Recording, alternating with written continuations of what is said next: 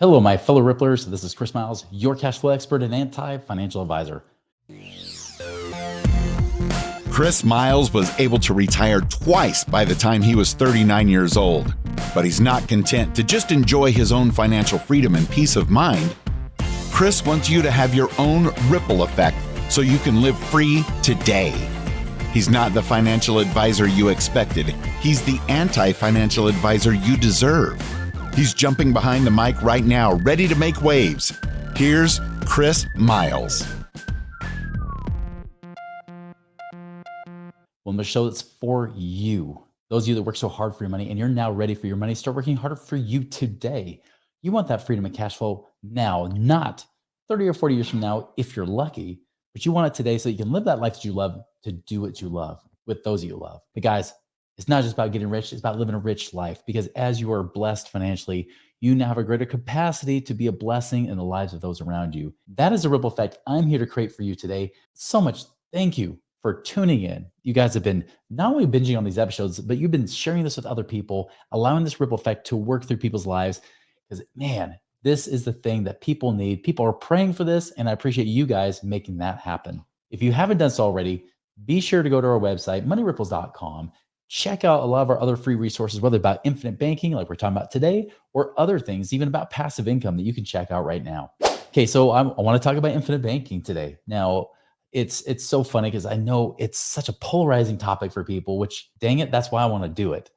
But I want to talk about something that infinite bankers have been known to say, or at least you've been led to believe, that I think is a myth. It's not true. And in fact, it's very dangerous that it doesn't truly help you, but actually helps pay the insurance agent more than actually pays you. And that's this myth that you should put all of your money into infinite banking. Now, I know many people ask me that same question. They'll say, man, should I just throw everything in here because I can leverage it, get that double returns where I can get my money working in two places at once? Should I do that? And my answer is so often, no. No, you don't have to do that. Now, I'm not saying you shouldn't put a good amount of money through this, but it's a very different story, because the truth is that the reason you're starting to see these infinite bankers, especially in the real estate space, tell you to put a large amount of money, especially up front, to start it, to give it a big kickstart.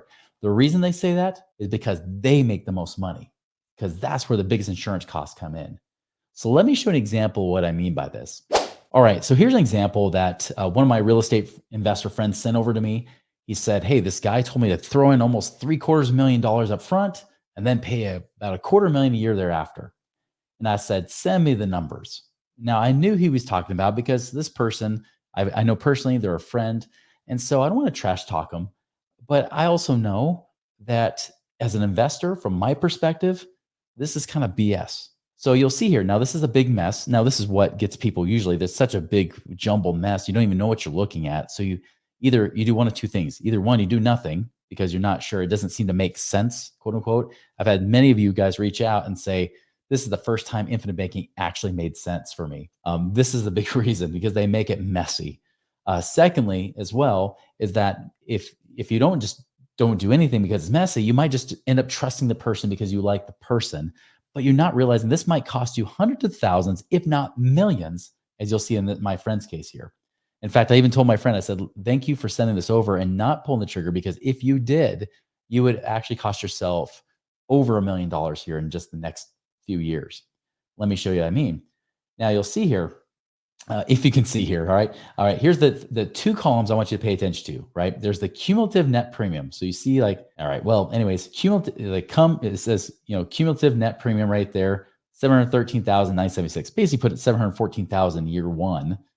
And then you'll see at the second one from the right says net cash value. So really that's what I'm focusing on is, what's the net cumulative premium, or even the net premium just to the left of that, which shows you what they put in that year, and what's the net cash value at the end. So pretty much is, what do I pay in premium? How much is actually available in that cash savings account that I could use?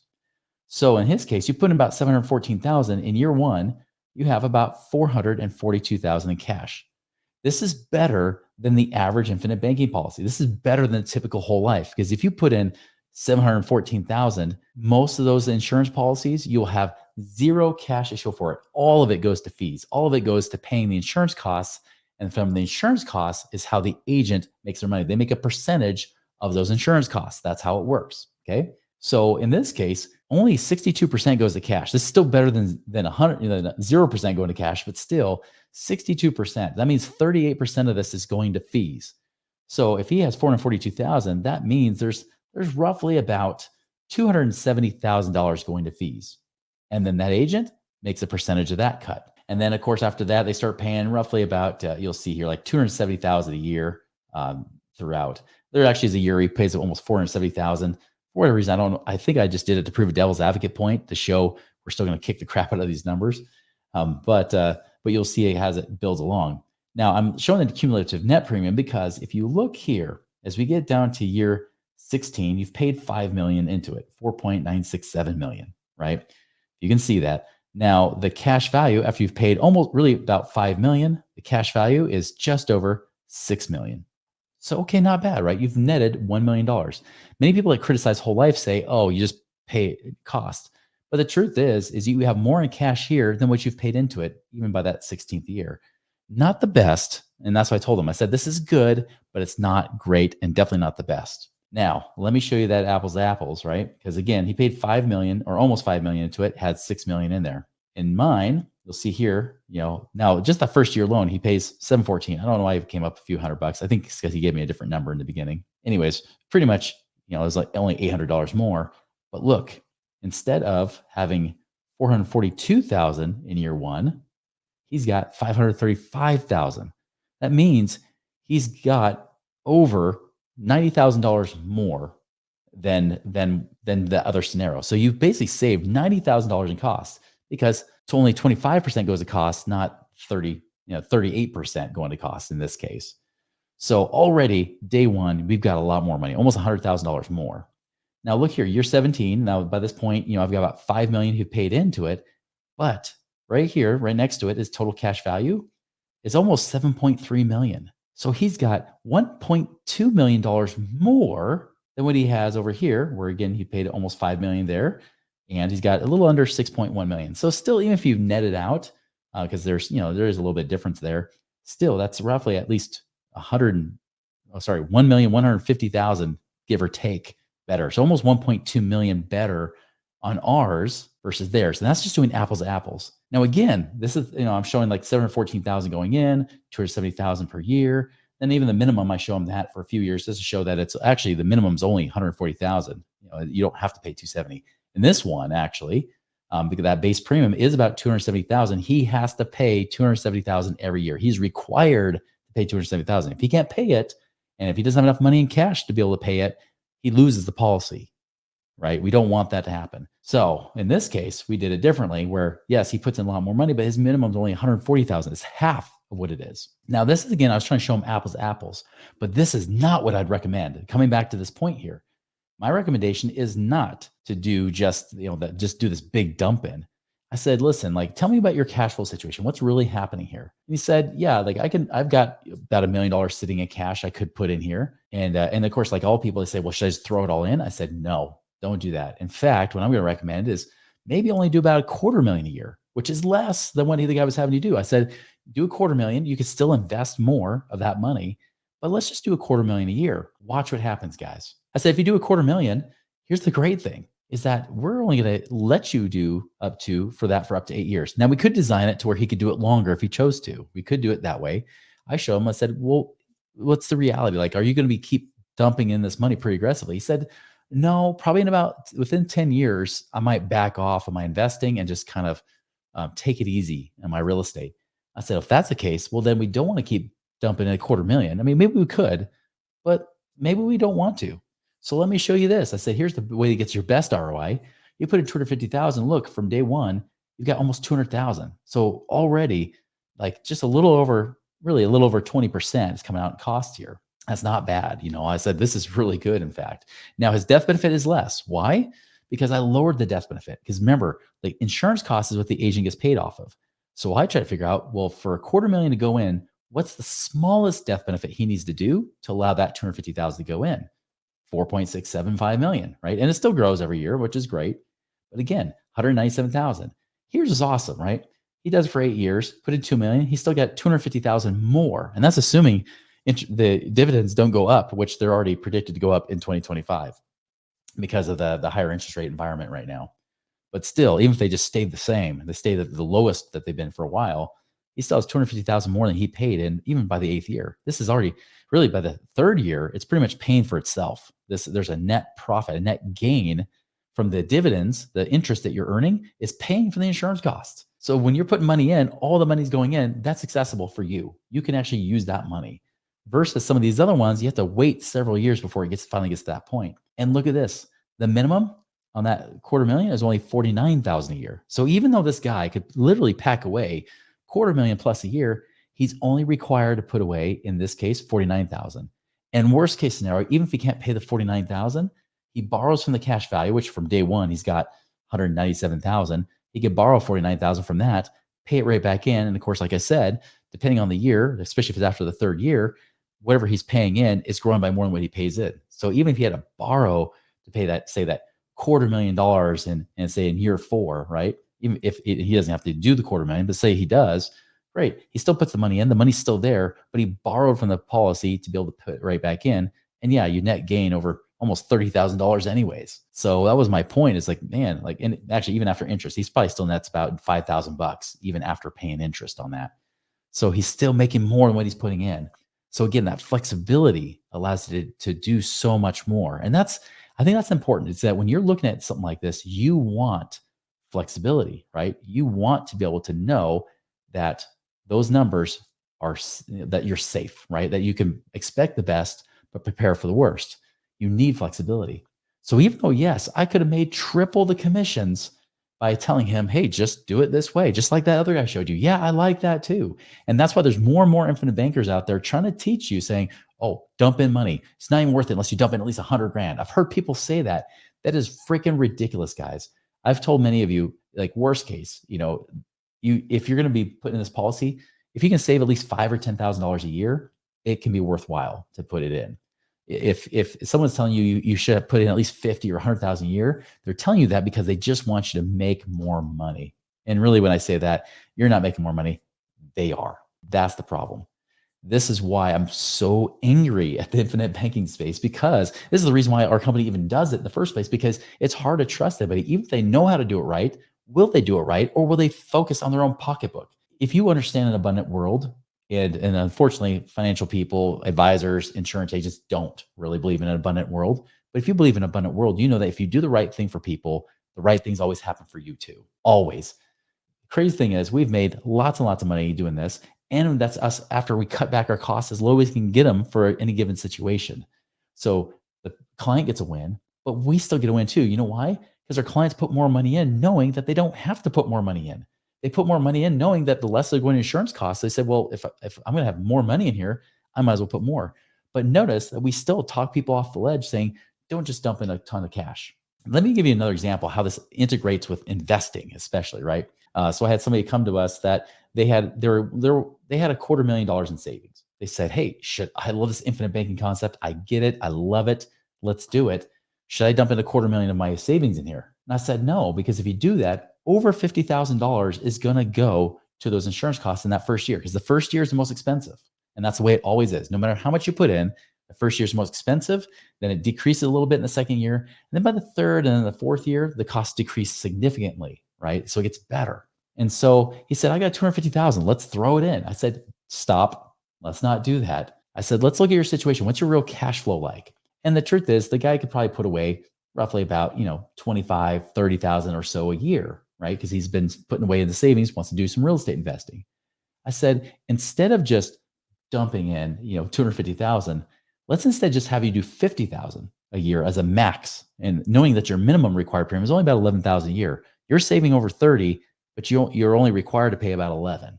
And even then, we got cash in here that will save you because it can act as an emergency fund for you. So I said, instead of doing that, put 50,000 in here. You still have 200,000 you can invest. Well, that 200,000, then you go and do passive investments with it, making 10% a year, which is kind of typical of a lot of our investments. 10% a year on 200,000 is 20,000 a year. So guess what? You're already saving 30. You now have 20,000 a year of passive income coming in. And guess what? Your premium's paid for. Do you see the genius in that, guys? Yeah, I'm not saying I'm a genius necessarily, although it's pretty cool.